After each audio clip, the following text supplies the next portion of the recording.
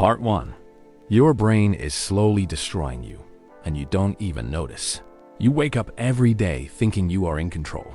Your thoughts feel like your own. Your fears feel logical. Your habits feel normal. But neuroscience reveals a disturbing truth. Your brain is silently damaging your life, while convincing you it's protecting you. And the scariest part? You don't even notice it.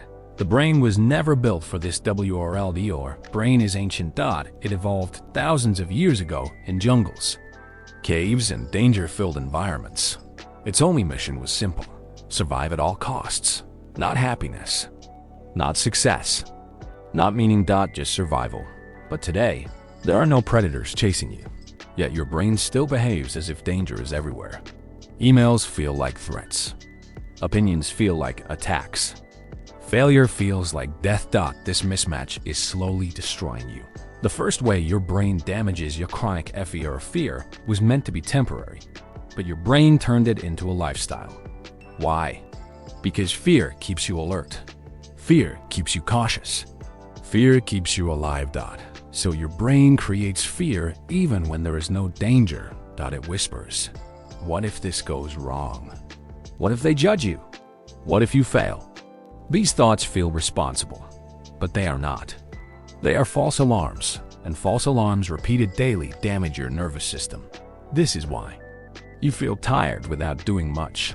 You feel anxious without reason. You feel stuck without knowing why. Your brain keeps you in survival mode. Slowly, constantly. Stress. The silent POI zone when fear becomes constant. Stress becomes normal. Your body releases cortisol, the stress hormone.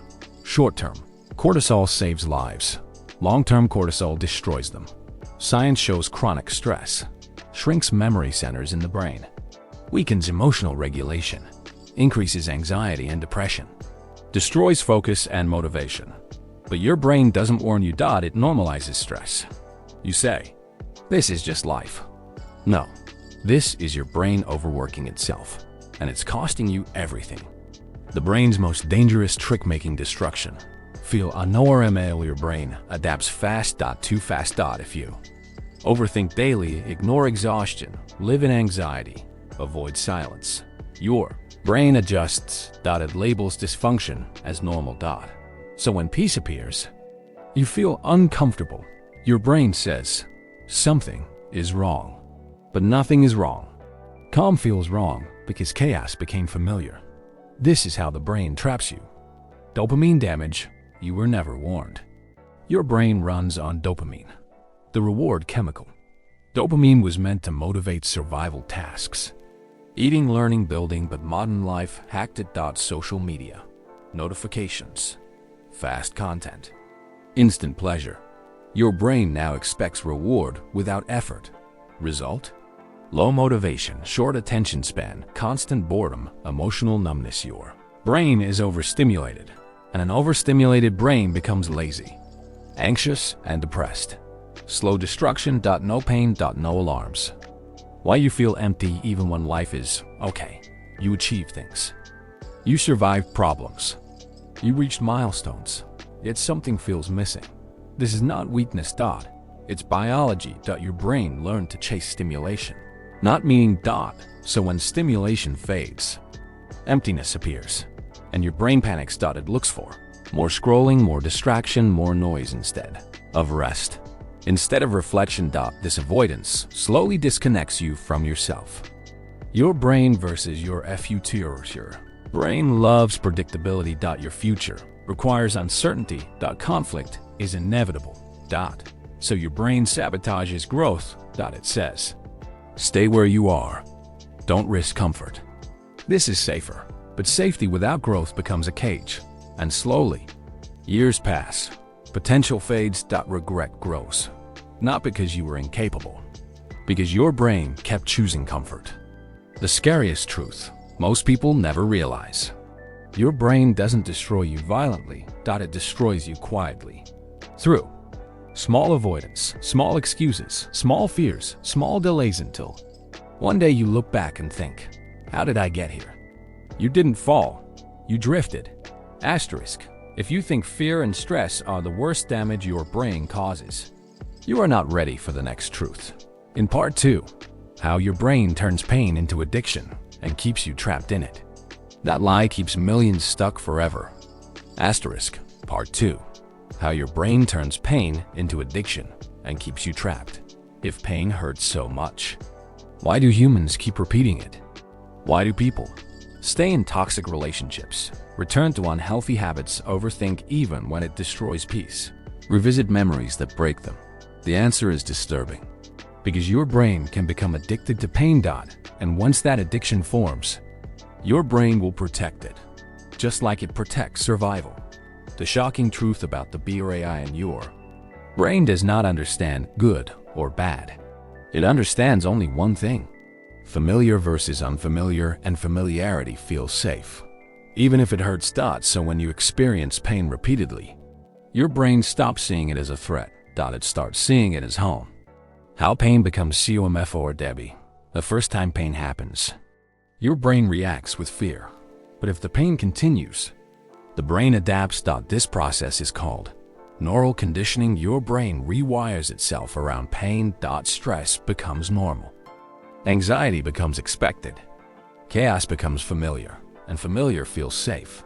This is how people say, "I don't know who I am without stress." That sentence is not poetic. It is neurological damage. Dopamine, the chemical that betrays why. Here's the part most people never hear.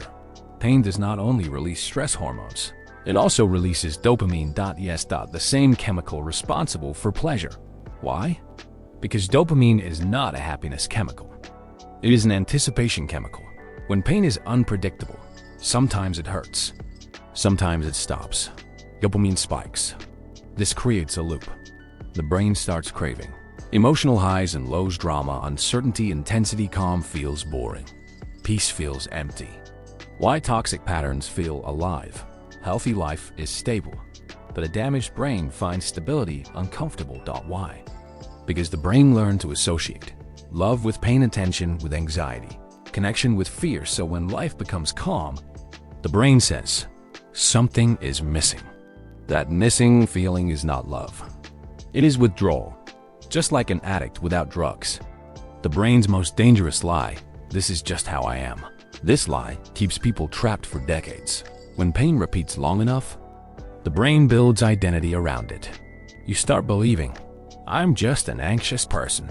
I always overthink. I'm unlucky in love. Stress motivates me. No. Pain trained your brain, and training can be reversed. Emotional addiction, the invisible prison. Most people think addiction is about substances, alcohol, drugs, nicotine.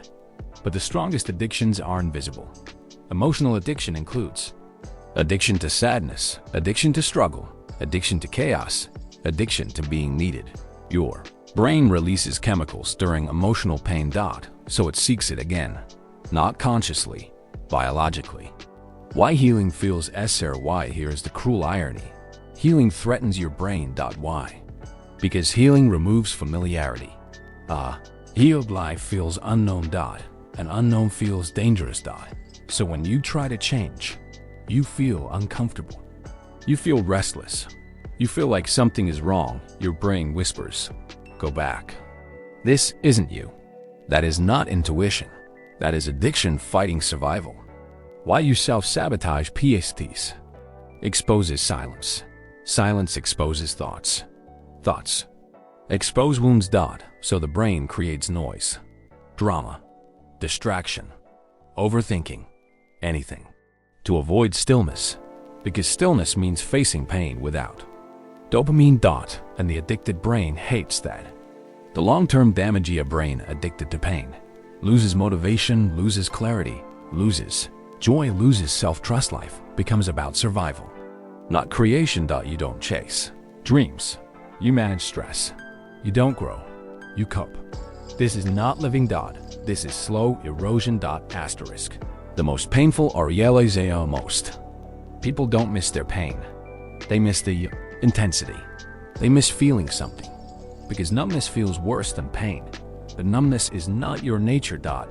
It is your brain, exhausted from overstimulation.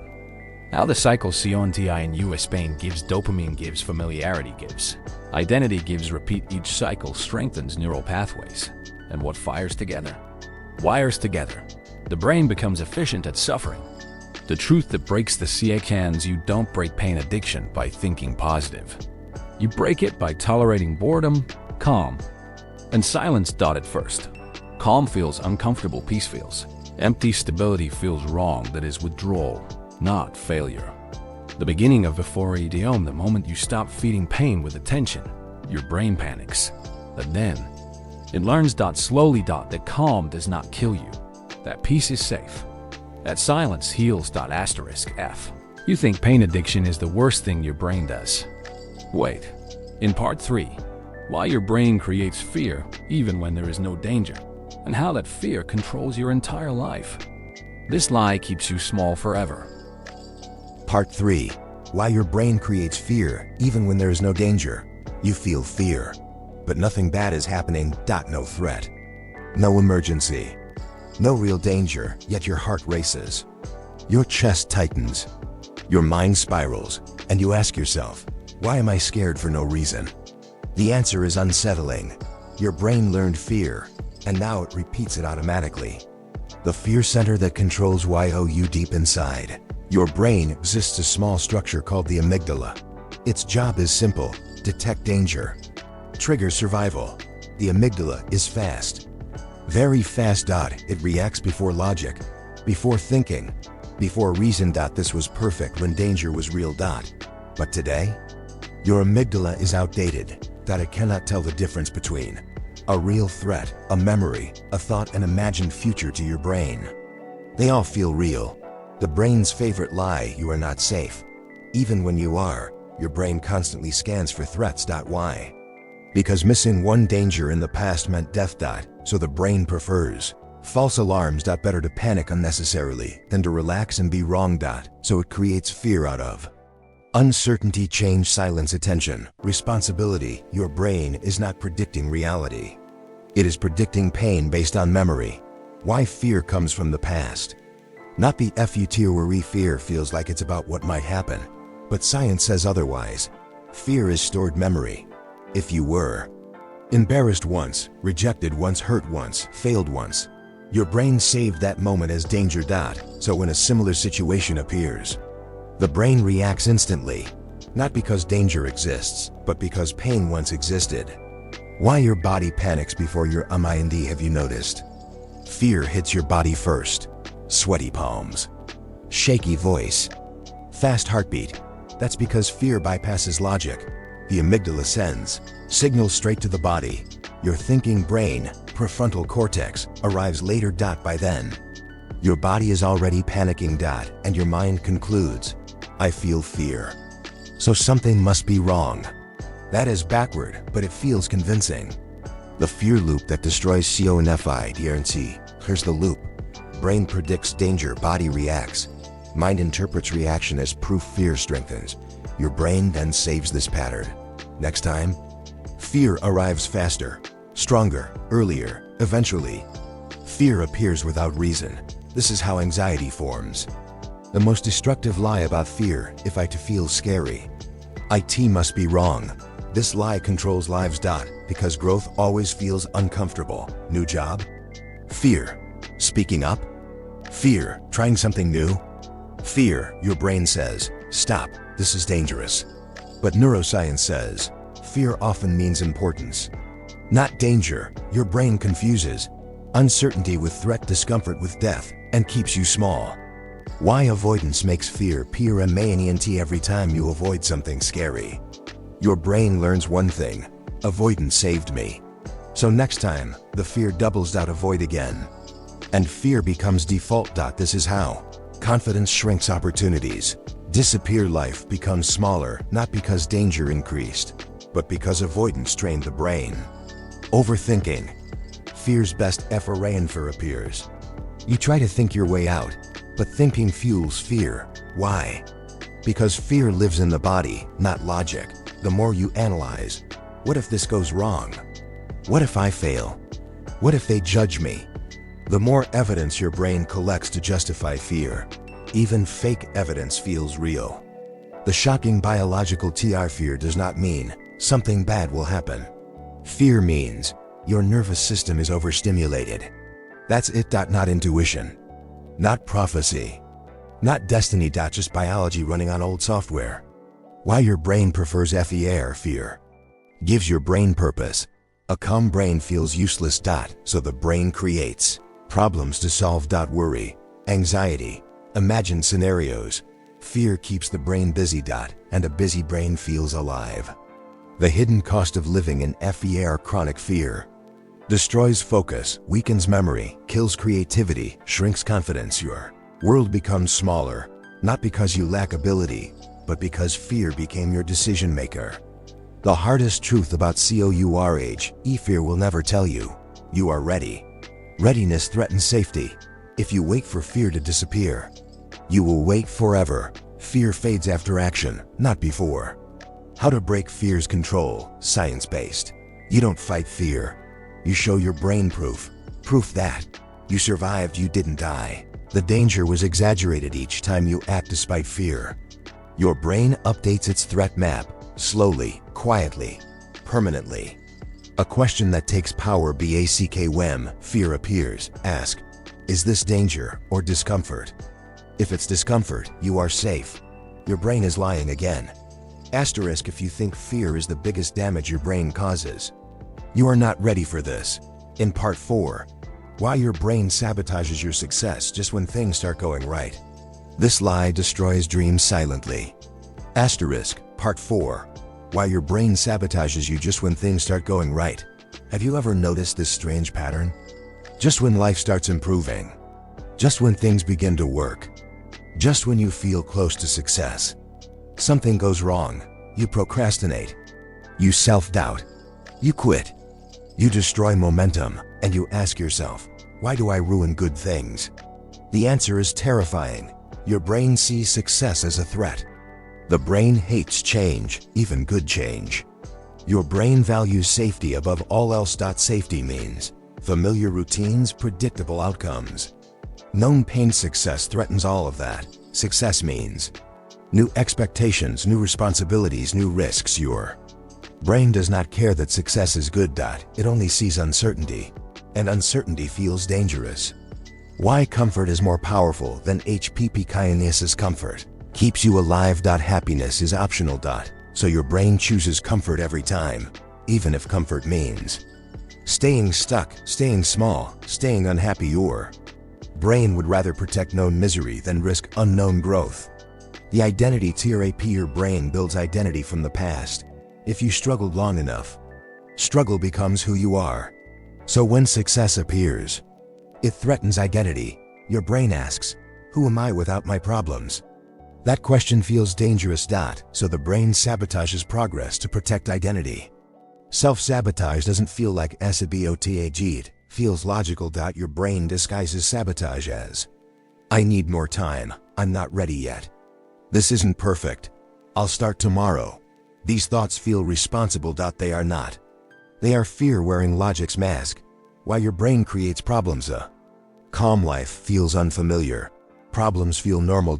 So the brain creates chaos. Overthinking, drama, conflict, doubt. Not because you want it, but because the brain feels useful again. A brain without problems feels purposeless. The fear of being success brings visibility. Visibility brings judgment. Your brain fears criticism, expectations, responsibility, so it whispers, stay invisible, stay safe. This is why people hide talent, undercharge, stay quiet, play small. Not because they lack ability, but because the brain fears exposure. Why failure feels safer than success. Failure is familiar. You know how to survive it. Success is unknown. The brain asks, what if I can't handle it? So it chooses the familiar pain of failure over the unfamiliar risk of success. This is survival logic. Not self-belief. The perfectionism trap. Perfectionism is not about quality. It is about avoidance. Your brain says, if it's not perfect, don't do it. So you never finish, never publish. Never try. Perfection protects you from judgment and kills your potential. Why progress feels UNCO and the 4R ego regrowth. Rewiring feels like loss. Loss of old patterns. Loss of old identity. Loss of old safety. So discomfort appears, not as pain, but as resistance. This resistance is misunderstood as something is wrong. Nothing is wrong, your brain is updating. The invisible CILING. Everyone has an internal limit, a level of success that feels allowed. When you approach it, your brain panics. It creates excuses. Distractions. Self-doubt. The ceiling is not fate. It is conditioning. Why motivation disappears after progress. Motivation spikes at the start. Then fades. Why? Because motivation threatens stability. Your brain reduces dopamine to slow you down. Not because you're lazy, but because your brain is protecting comfort. The most important realization: self-sabotage is not self-hate. It is misguided self-protection. Your brain thinks it is saving you. How to stop self-sabotage? Science-based. You don't argue with the brain. You expand safety slowly. Small risks. Small wins. Repeated exposure. Each success teaches the brain, this is safe. Over time, the ceiling rises. The moment everything ch to edge, stop asking, why am I like this? And start asking, what is my brain trying to protect me from? You take control. Asterisk if you think your brain controlling fear and sabotage is the end. It's not. In Part 5 final, how to take control back and reprogram your brain before it destroys your future. This is where freedom begins. Part 5. How to take control back before your brain destroys your future. Up to now, one truth should be clear. Your brain is not evil. Your brain is not broken. Your brain is not your enemy. Your brain is outdated. It is running survival software in a world that no longer requires it. And the greatest lie you were ever told was this: you are your thoughts. You are not. You are the one observing them. The moment control or routine wall does not return through force. It returns through awareness. The moment you realize, this is my brain talking, not reality, something shifts. Fear weakens. Sabotage loses power. Thoughts slow down, not because they disappeared, but because you stop believing them automatically. Why fighting the brain fail as most people try to silence thoughts, kill fear, destroy anxiety that never works. Why? Because the brain interprets resistance as danger. The more you fight fear, the more attention you give it, and attention is fuel. The golden rule of Overthinking and brain learns from experience, not logic. You don't convince it with words. You show a proof that you survived discomfort. You didn't die. Nothing terrible happened. Every calm moment after fear rewrites the brain. Slowly. Permanently. The biggest mistake people make: they wait to feel ready. Read this carefully. Readiness is a feeling the brain never gives.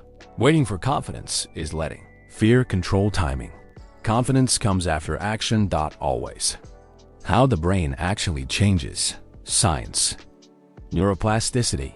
Your brain rewires based on repetition. What you repeat becomes automatic. This means fear is learned, anxiety is trained, sabotage is practiced, and anything learned can be unlearned. Step 1. Create space between you and thought when a thought appears. Don't argue. Label it. Say, this is fear. This is protection. This is old programming. Labeling activates the rational brain, and the emotional brain loses dominance. You are no longer trapped inside the thought. You are observing it. Step 2. Teach your brain safety through ACTIO and tiny actions. Not big ones. Your brain doesn't need bravery. It needs evidence. Speak once. Try once. Post once. Move once. Then pause. Let the nervous system settle. This teaches the brain. This is survivable. Repeat. Step 3. Get comfortable with discomfort. Discomfort is not danger, but your brain treats it like one. So you must train tolerance. Sit in silence. Allow boredom. Allow awkwardness. Allow uncertainty. At first, it feels wrong. That's withdrawal, not failure. Step 4. Reduce dopamine and noisen, overstimulated. Brain cannot heal. Reduce. Endless scrolling, constant notifications, background noise. Replace with. Walks, writing, stillness, reflection. A quiet brain hears truth. A noisy brain panics. Step 5. Rebuild trust with while you are CL broken promise. We can self-trust. So start small. Do what you say. Once a day. Consistency trains safety. Your brain learns. I can rely on this person. That person is you. The most powerful shift. Stop asking, how do I stop fear? Start asking, what is fear trying to protect me from? Protection means importance. Fear appears where growth exists, not where danger lives. Why most people never change? Because change feels like death to the brain. The old identity must fade. The old habits must dissolve. The old comfort must break. This feels terrifying, but it is not death. It is rebirth. The day your life changes, the day you stop obeying every thought. The day you stop avoiding discomfort. The day you stop waiting for confidence. That day, control returns. Not suddenly, but steadily. A warning. This is important. Your brain will resist. It will create doubt, laziness, fear, excuses. This does not mean you're failing. It means you're winning. Resistance appears when old patterns are dying. The final time your brain will always try to protect you. But you decide, what is danger? What is growth? What is worth risking you? Don't eliminate fear. You outgrow it. A question that ends the story every time fear appears. Ask, if I don't listen to this thought, what kind of life becomes possible? That question changes everything. Final message, perfect ending. Your brain tried to keep you alive, but it forgot to let you live. Now, you take control back. Final high retention. If this series changed the way you see your mind, subscribe. Because the next truth is even deeper. Your brain lied to you long enough. Now you decide.